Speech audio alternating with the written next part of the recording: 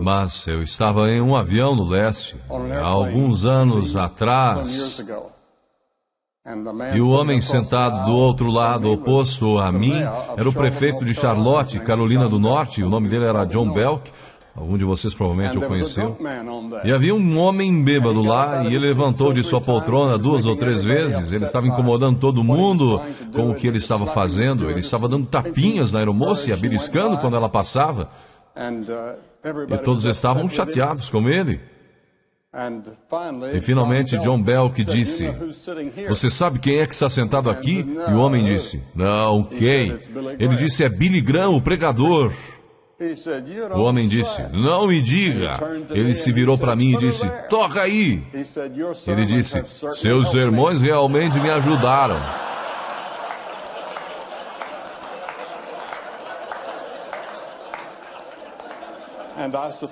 E eu suponho que isso seja verdade para milhares de pessoas.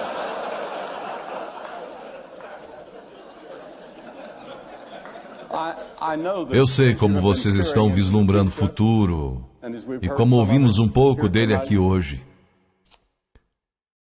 Eu gostaria de viver nesta época e ver como seria, mas não irei, porque já tenho 80 anos, este é o meu 80º ano, e eu sei que meu tempo é curto. Eu tenho flebite em ambas as pernas no momento. E foi por isso que eu precisei de uma pequena ajuda para subir aqui, porque eu tenho o mal de Parkinson adicionado a isso e alguns outros problemas que eu não falarei sobre isso. Mas esta não é a primeira vez que tivemos uma revolução tecnológica. Nós tivemos outras, e há uma sobre a qual eu quero falar. Em uma geração, a nação do povo de Israel teve uma mudança tremenda e dramática que os tornou uma grande potência do Oriente Médio. Um homem chamado Davi subiu ao trono e o rei Davi se tornou um dos grandes líderes da sua geração. Ele era um homem de grande liderança. Ele tinha o favor de Deus com ele. Ele era um brilhante poeta, filósofo, escritor, soldado, com estratégias em combates e conflitos, até hoje estudadas por nós. Mas cerca de 2 séculos antes de Davi, os hititas haviam descoberto o segredo da fundição e processamento do ferro.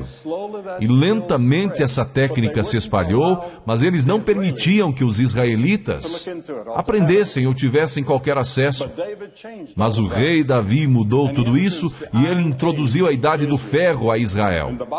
A Bíblia diz que Davi construiu grandes depósitos de ferro, sobre quais arqueólogos descobriram na Palestina dos dias atuais existir evidências daquela geração.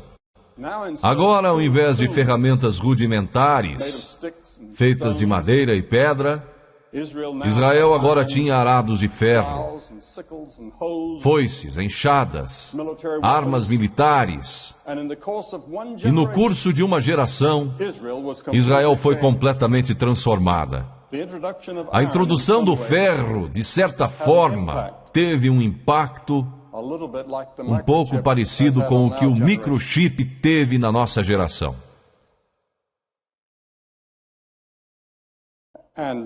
E Davi descobriu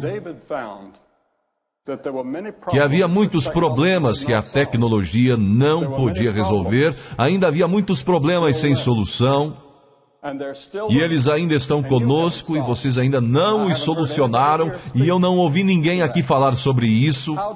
Como solucionamos esses 3 problemas que eu gostaria de mencionar? O primeiro que Davi viu era o mal do ser humano. De onde ele vem? Como resolvemos isso? Inúmeras vezes no livro de Salmos, que Gladstone diz ser o maior livro do mundo, Davi descreve o mal da raça humana, e ainda assim ele diz: Ele restaura minha alma. Você já pensou que contradição os seres humanos são? Por um lado, podemos penetrar fundo nos segredos do universo e dramaticamente alargar as fronteiras da tecnologia, como essa conferência demonstra claramente. Nós já vimos o fundo do oceano 3 milhas abaixo, ou galáxias a milhares de bilhões de anos-luz no futuro. Mas, por outro lado, algo está errado. Nossos navios de guerra, nossos soldados, estão numa fronteira agora, quase prestes a entrar em guerra com o Iraque. Agora, o que causa isso? Porque temos essas guerras a cada geração, e em toda parte do mundo, e revoluções. Não conseguimos nos dar bem com as outras pessoas. Nos achamos paralisados nas garras de hábitos autodestruidores que não podemos quebrar. Racismo, injustiça e violência assolam o mundo, trazendo uma colheita trágica de dor e morte. Mesmo os mais sofisticados entre nós parecem impotentes para quebrar esse círculo. Eu gostaria de ver a Oracle solucionar isso. Ou alguns outros gênios tecnológicos trabalharem nisso. Como mudamos o homem, de forma que ele não minta ou trapaceie e que nossos jornais não estejam cheios de histórias de fraudes nas empresas ou nos trabalhos, ou atletismo ou em qualquer outra área. A Bíblia diz que o problema está em nós, dentro de nossos corações e almas. Nosso problema é que estamos separados do nosso Criador, que chamamos de Deus, e precisamos ter nossas almas restauradas. Algo que apenas Deus pode fazer. Jesus disse, porque do coração procedem os maus pensamentos, prostituição, adultério, furtos, morte, falso testemunho, blasfêmia. O filósofo britânico Bertrand Russell não era um homem religioso, mas ele disse, é no nosso coração que o mal está. E é de nossos corações que ele deve ser arrancado. Albert Einstein, eu estava conversando com alguém quando palestrava em Princeton, e encontrei com o Sr. Einstein. Ele não tinha um diploma de doutor porque ele disse que ninguém estava qualificado para lhe dar um. Mas ele disse essa frase. Ele disse, é mais fácil desnaturar plutônio do que desnaturar o mal do espírito do homem. E eu sei que muitos de vocês pensaram sobre isso e se intrigaram com isso. Vocês viram pessoas pegarem avanços tecnológicos benéficos, como a internet, que ouvimos a respeito hoje à noite, e distorcê-los em algo corruptor. Vocês viram pessoas brilhantes criarem vírus de computador que fazem cair sistemas inteiros. O bombardeio da cidade de Oklahoma foi simples tecnologia, horrivelmente usada. O problema não é a tecnologia. O problema é a pessoa, ou pessoas usando-a. O rei Davi disse que ele conhecia as profundezas de sua própria alma. Ele não poderia se libertar de problemas sociais e pecados pessoais, que incluíam assassinato e adultério. No entanto, o rei Davi buscou o perdão de Deus e disse, tu restauras minha alma. Vejam vocês, a Bíblia ensina que nós somos mais do que um corpo e uma mente. Nós somos uma alma. E existe algo dentro de nós que vai além do nosso entendimento. Essa é a parte de nós que anseia por Deus ou por algo mais do que encontramos na tecnologia. A sua alma é a sua parte que anseia por significado na vida e que busca por algo além dessa vida. E é a parte de você que realmente anseia por Deus. Eu percebo que jovens ao redor do mundo procuram por algo. Eles não sabem o que são. Eu falo em muitas universidades. E eu tenho muitos períodos de perguntas e respostas, e seja em Cambridge ou Harvard, ou Oxford. Eu falei em todas essas universidades. Eu estou indo para Harvard daqui a cerca de 2 meses, contando esse, para dar uma palestra, e me farão as mesmas perguntas que me fizeram na última vez que eu estive lá, e elas serão essas questões. De onde eu vim? Por que estou aqui? Para onde eu irei? Qual o sentido da vida? Por que eu estou aqui? Mesmo se você não tem religião, existem ocasiões quando você pensa que existe algo mais. Thomas Edison também disse: quando você vê tudo o que acontece no mundo da ciência e no funcionamento do universo, você não pode negar que existe um comandante na ponte. Eu lembro uma vez, me sentei ao lado da senhora Gorbachev, num jantar na Casa Branca, e fui até o embaixador Dobrynin, quem eu conheço muito bem. Eu estive na Rússia por várias vezes durante o comunismo. Eles me deram uma liberdade maravilhosa que eu não esperava. E eu conheci o Sr. Dobrynin muito bem, e eu disse: eu vou me sentar ao lado da Sra. Gorbachev hoje à noite sobre o que eu devo conversar com ela. E ele me surpreendeu com a resposta. Ele disse: fale sobre religião e filosofia com ela. Isso é no que ela está realmente interessada. Eu estava um pouco surpreso, mas naquela noite foi sobre o que conversamos. E foi uma conversa estimulante, e depois ela disse: o Senhor sabe, eu sou uma ateia, mas eu sei que existe algo lá em cima maior do que nós. O segundo problema que o rei Davi percebeu que ele não podia resolver era o problema do sofrimento humano. O escritor do livro mais antigo do mundo foi Jó. E ele disse: mas o homem nasce para a tribulação como as faíscas se levantam para voar.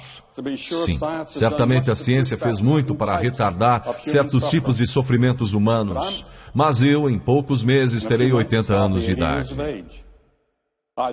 Eu admito que sou grato por todos os avanços médicos que me mantiveram com saúde relativamente boa todos esses anos. Meus médicos na clínica Mayo me desencorajaram a vir nesta viagem para estar aqui. Eu não dou uma palestra há quase 4 meses. E quando você fala tanto quanto eu, de 3 a 4 vezes por dia, você fica enferrujado. É por isso que eu estou usando este palanque e usando essas notas. Toda vez que vocês me ouvem na televisão ou em algum lugar, eu estou improvisando. Eu não estou lendo, eu nunca leio um pronunciamento. Eu nunca leio um discurso, uma fala ou uma palestra.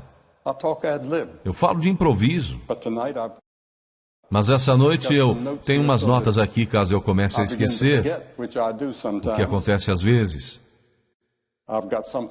E eu tenho algo onde posso olhar.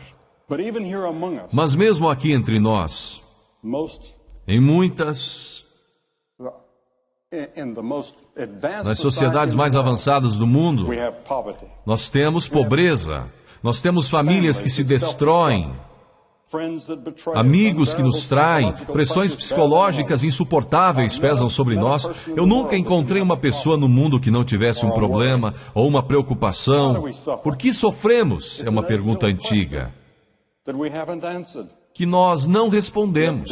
No entanto, Davi mais uma vez disse que ele iria se voltar para Deus. Ele disse: o Senhor é o meu pastor. O último problema que Davi sabia que ele não podia resolver era a morte. Muitos comentaristas dizem que a morte é o assunto proibido na nossa geração. A maioria das pessoas vivem como se elas nunca fossem morrer. A tecnologia projeta o mito do controle sobre a nossa mortalidade. Nós vemos pessoas em nossas telas de cinema. Marilyn Monroe é tão bonita nas telas como ela era pessoalmente, e muitos jovens pensam que ela ainda está viva. Eles não sabem que ela está morta. Ou Clark Gable, ou quem quer que seja, as velhas estrelas, elas voltam a viver. E elas são tão maravilhosas naquela tela como eram pessoalmente. Mas a morte é inevitável. Há algum tempo atrás eu falei em uma sessão adjunta do Congresso, ano passado, e nós nos reunimos naquela sala, a sala das estátuas. Mais ou menos 300 delas estavam lá. E eu disse: existe uma coisa que temos em comum nessa sala. Todos nós juntos, republicanos ou democratas, ou qualquer outro. Eu disse: todos nós iremos morrer. E nós temos isso em comum com esses grandes homens do passado que estão nos olhando do alto. E é frequentemente difícil para os jovens entender isso. É difícil para eles entenderem que eles irão morrer. Assim como o escritor do livro de Eclesiastes escreveu, ele disse: há tempo para todo propósito debaixo do céu, há tempo de nascer e tempo de morrer. E eu estive junto ao leito da morte de muitas pessoas famosas, as quais vocês reconheceriam. Eu falei com elas. Eu as visitei em seus momentos de agonia, quando elas estavam morrendo de medo. No entanto, alguns anos antes, a morte nunca havia passado pelas suas cabeças. Eu falei com uma mulher semana passada, cujo pai era um médico famoso. Ela disse que ele nunca pensava em Deus, nunca falava sobre Deus e não acreditava em Deus. Ele era ateu. Mas ele disse, quando ele estava para morrer, ele sentou-se do lado da cama um dia e perguntou à enfermeira se ele poderia ver o capelão.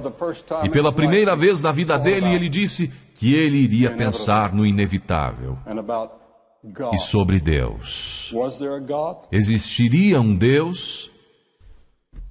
Há alguns anos atrás, um estudante universitário me perguntou: qual é a maior surpresa da sua vida?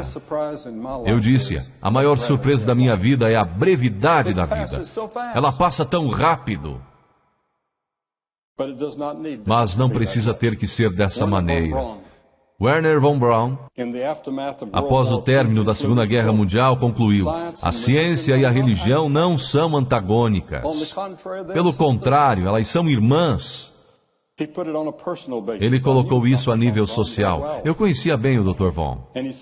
E ele disse: falando por mim mesmo, eu posso apenas dizer que a grandiosidade do cosmos serve apenas para confirmar uma crença na certeza de um Criador. Ele também disse: em nossa busca para conhecer a Deus, eu vim a crer que a vida de Jesus Cristo deve ser o foco de nossos esforços e inspiração. A realidade dessa vida e da ressurreição dele é a esperança da humanidade. Eu falei várias vezes na Alemanha, na França e em diferentes partes do mundo. 105 países onde tive o privilégio de falar. E um dia me convidaram para visitar o chanceler Adenauer, que era visto como um fundador da Alemanha moderna desde a guerra. E ele uma vez disse para mim: jovem, ele disse, você acredita na ressurreição de Jesus Cristo? E eu disse: Senhor, eu acredito. Ele disse: eu também. Ele disse: quando eu der baixa, eu vou gastar meu tempo escrevendo um livro sobre por que Jesus Cristo ressuscitou e por que é tão importante acreditar nisso. Em uma de suas peças, Alexander Solzhenitsyn descreve um homem morrendo que diz para aqueles reunidos ao redor da sua cama: o momento que é terrível para sentir arrependimento é quando alguém está morrendo. Como alguém deve viver para que não tenha arrependimento na hora da morte? Blaise Pascal fez exatamente essa pergunta na França no século XVII. Pascal foi chamado de arquiteto da civilização moderna. Ele era um cientista brilhante, nas fronteiras da matemática, mesmo quando adolescente. Ele é visto por muitos como o fundador da teoria da probabilidade e o criador do primeiro modelo de um computador. E é claro que todos vocês estão familiarizados com a linguagem do computador que leva o nome dele. Pascal explorou em profundidade nossos dilemas humanos, do mal, sofrimento e morte. Ele estava espantado com o fenômeno que temos considerado, que as pessoas podem alcançar graus extraordinários na ciência, artes e empreendimentos humanos, e ao mesmo tempo estão cheias de raiva, hipocrisia e têm ódio de si mesmas. Pascal nos via como uma mistura impressionante de gênio e engano próprio. Em 23 de novembro de 1654, Pascal teve uma experiência religiosa profunda.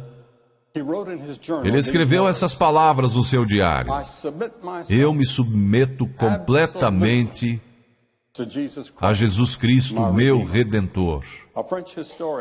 Um historiador francês disse, 2 séculos mais tarde: raramente um intelecto tão grande se submeteu com tanta humildade à autoridade de Jesus Cristo.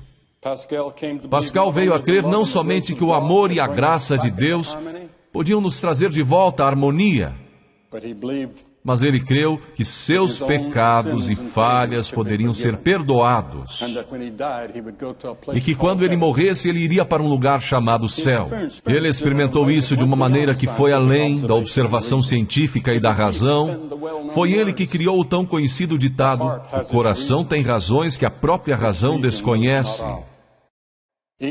Igualmente bem conhecida é a aposta de Pascal. Essencialmente ele disse isso: se você aposta em Deus e se abre para o seu amor, não terá perdido nada, mesmo se estiver errado. Mas se você apostar que Deus não existe, então você pode perder tudo nesta vida e na vida por vir. Para Pascal, conhecimento científico se empalidecia diante do conhecimento de Deus. O conhecimento de Deus ia muito além que qualquer coisa que passara pela mente dele. Ele estava pronto para encontrar Deus quando ele morreu com 39 anos. O rei Davi viveu até os 70 anos, um longo tempo na sua era. Mas ele também teve que encarar a morte. E ele descreveu essas palavras: ainda que eu andasse pelo vale da sombra da morte, não temerei mal algum, porque tu estás comigo. Essa foi a resposta de Davi para os 3 dilemas: do mal, sofrimento e morte. Esta pode ser a sua também, quando você busca o Deus vivo e permite que Ele preencha a sua vida e lhe dá esperança para o futuro. Quando eu tinha 17 anos de idade, eu fui nascido e educado numa fazenda da Carolina do Norte. Eu ordenhava vacas toda manhã e tinha que ordenar as mesmas vacas todas as noites quando eu chegava da escola. E havia 20 delas que eu tinha, pelas quais eu era responsável. E eu trabalhava na fazenda e tentava não ficar atrás dos meus estudos. Eu não tirava boas notas do colégio. Eu não as tirava na universidade. Até que algo aconteceu no meu coração. Um dia eu me encontrei cara a cara com Cristo. Ele disse: eu sou o caminho, a verdade e a vida. Você pode imaginar isso? Eu sou a verdade. Eu sou a personificação de toda a verdade. Ele era um mentiroso? Ou ele era um louco? Ou ele era o que ele alegava ser? O que ele era? Eu tinha que fazer aquela decisão. Eu não podia provar isso. Eu não podia levar isso a um laboratório e fazer experiências com isso. Mas pela fé eu disse: eu acredito nele. E ele entrou em meu coração e mudou a minha vida. E agora eu estou pronto para quando eu ouvir aquele chamado para entrar na presença de Deus. Obrigado e Deus abençoe todos vocês.